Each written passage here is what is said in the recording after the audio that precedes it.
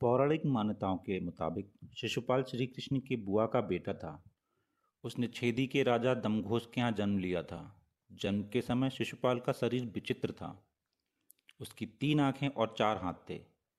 ये देखकर शिशुपाल के परिवार वाले अचंभे में पड़ गए। तभी एक आकाशवाणी हुई कि सही समय आने पर शिशुपाल की अतिरिक्त आंख और हाथ गायब हो जाएंगे, मगर जिस व्यक्ति के चाहिए चमत्कार होगा वही शिशुपाल की मृत्यु का कारण बनेगा। कहते हैं कि एक बार श्री कृष्ण अपनी बुआ के यहाँ गए। वहाँ शिशुपाल को देखकर उनके मन में बहुत प्यार उमड़ पड़ा। उन्होंने जैसे ही दुलार करने के लिए शिशुपाल को अपनी गोद में उठाया, उसके अतिरिक्त आंख और हाथ गायब हो गए। ये चमत्कार देखकर शिशुपाल के परिवार वाले खुश हो गए, लेकिन अगले ही पल मायूसी छा गई, क्योंकि आकाशवाणी के मुताबिक जो व्यक्ति के जरिए शिशुपाल के अतिरिक्त आंख और हाथ गायब होंगे वही उसका काल बनेगा। जब श्री कृष्ण को ये बात पता चली तो उन्होंने अपनी बुआ को आश्वासन दिया।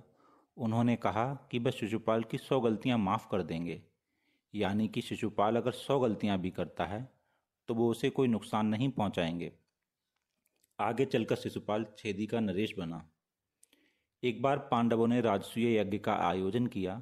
इसमें सभी श्री कृष्ण, भीष्म पितामह, गुरु द्रोणाचार्य, कौरवों के साथ साथ सभी महाऋषियों और समस्त राज्यों के राजाओं को भी आमंत्रित किया गया। छेदीराज शिशुपाल भी सभा में मौजूद था। यज्ञ खत्म होने के बाद युधिष्ठिर को सभी महात्माओं की पूजा करनी थी। तब उनके मन में दुविधा पैदा हो गई कि वे सबसे पहले किसकी पूजा करें। तब युधिष्ठिर ने भीष्म पितामह से इसका समाधान पूछा। भीष्म ने कहा कि श्री कृष्ण परम वंदनीय हैं, इसलिए उनकी सबसे पहले पूजा की जानी चाहिए।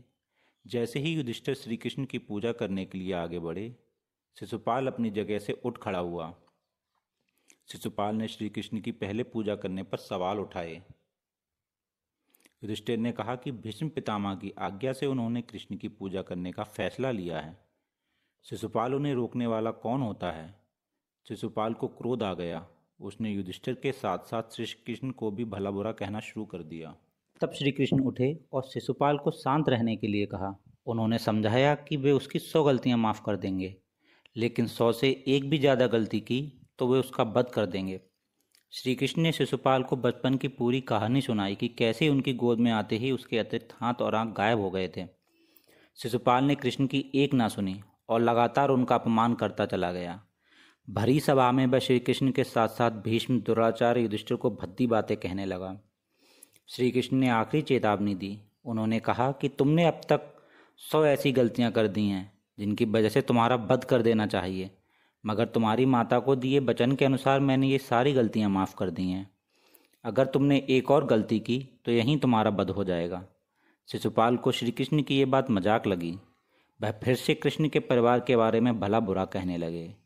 अगले ही पल श्री कृष्ण ने अपने सुदर्शन चक्र निकाला और एक झटके में शिशुपाल का सिर धड़ से अलग कर दिया। सभा में मौजूद हर एक शख्स बस देखता रह गया।